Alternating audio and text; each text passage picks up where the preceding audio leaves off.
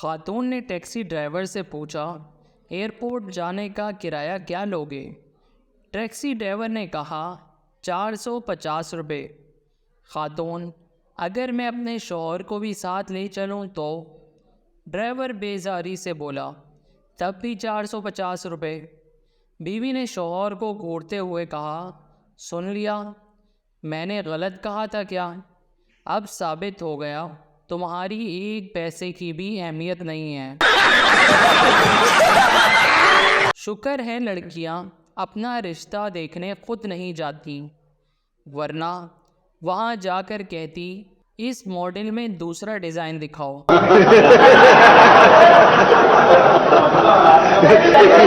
खिड़की से देखा तो गली में कोई नहीं था। वाह वाह वाह। खिड़की से देखा तो गली में कोई नहीं था, गली में जाकर देखा तो खिड़की में कोई नहीं था। अपने आप को कभी वेला या निकम्मा नहीं समझो, हालांकि तुम हो, लेकिन समझो मत। एक दफ़ा का जिक्र है कि एक आदमी ऑफिस से लेट हो गया। रात ज़्यादा हो चुकी थी, अंधेरा छा गया था। वो गाड़ी पर आ रहा था, उसे पता नहीं चला, वो अचानक ममनू इलाके में घुस गया।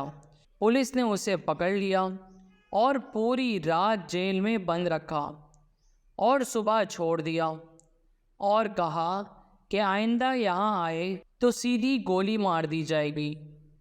वो चला गया। अगली रात फिर वो ममनुआ इलाके में पाया गया। रेंजर्स ने उस पर बंदूकें तान लीं। वो साहब गाड़ी से उतरे और हाथ ऊपर कर लिए और कहा, बेशक मुझे गोली मार दो, लेकिन अंदर बैठी मेरी बीवी को बताओ कि मैं कल रात तुम्हारे पास था।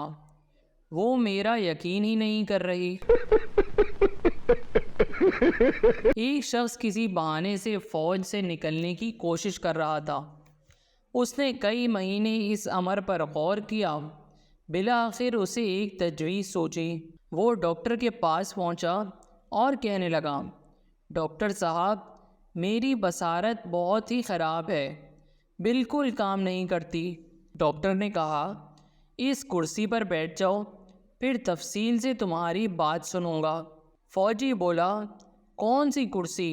डॉक्टर ने बाजू पकड़कर कुर्सी पर उसे बिठा दिया और पूछा, क्या तुम्हें कुर्सी नज़र नहीं आती? फौजी बोला, बिल्कुल नहीं। अच्छा, अब 5वीं लाइन पढ़ो। डॉक्टर ने एक दीवार पर लगे चार्ट की तरफ इशारा किया। फौजी बोला, कहाँ से पढ़ूं? चार्ट की तरफ देखो। कौन सा चार्ट? वही चार्ट जो सामने दीवार पर लटक रहा है। लेकिन दीवार कहाँ है? ये देखकर डॉक्टर को यकीन हो गया कि उसे फ़ौज से हमेशा के लिए छुट्टी दे दी जाए। जो ही वो बाहर निकला, उसने ज़ोर से कहका लगाया और इस खुशी में वो फिल्म देखने, जब फिल्म ख़त्म हुई वो हैरत ज़दा रह गया।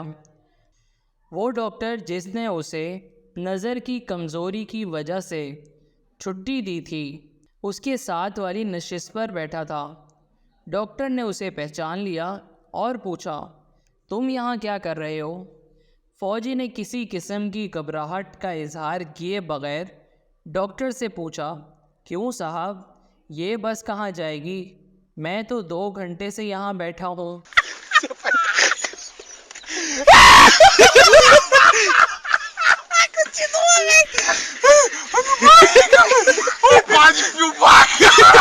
दो लड़कियां ट्रेन में सफ़र कर रही थी। एक बोली, मैं ऐसे फ़ौजी से शादी करूंगी जिसकी तनख्वाह 2 लाख रुपए हो।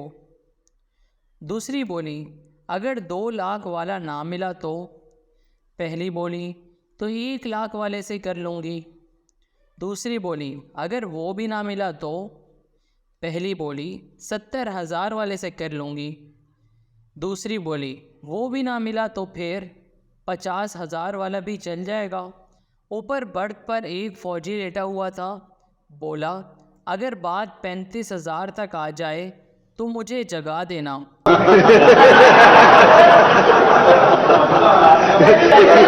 एक मच्छर कहीं जा रहा था। रास्ते में ज़ोर का तूफ़ान आया।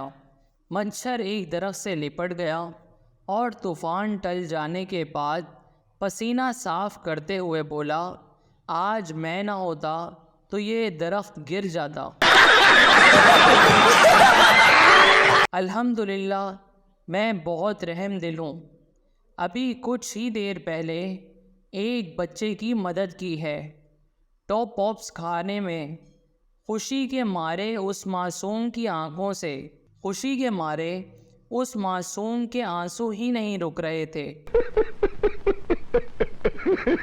अगर किसी ने दिल का ऑपरेशन करवाना है तो मुझसे करवा लो। मैंने आज ही YouTube से सीखा है। हमारे यहाँ सिगरेट पीने से औरत का किरदार ख़राब होता है और मर्द के फेफड़े। अब जानना ये ज़रूरी है कि औरत के फेफड़े नहीं होते या मर्द का किरदार नहीं होता।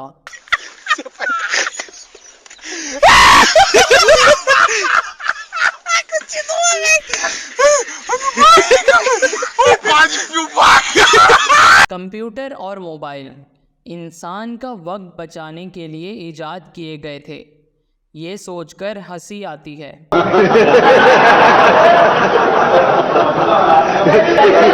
तनख्वाह भी महंगाई जैसी होनी चाहिए। रोज़ सुबह उठो तो पता चले आज फिर बढ़ गई है। वो जी पूछना तो नहीं चाहिए, लेकिन फिर भी पूछ लेता हूँ, उर्दू को इंग्लिश में क्या कहते हैं?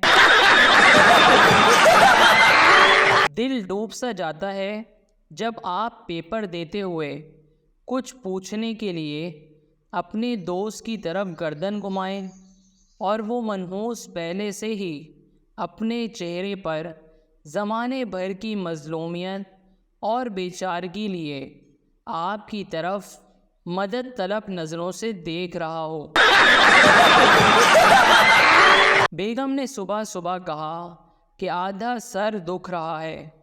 मैंने गलती से कह दिया कि जितना है उतना ही दुखेगा। तब से मेरा पूरा बदन दुख रहा है।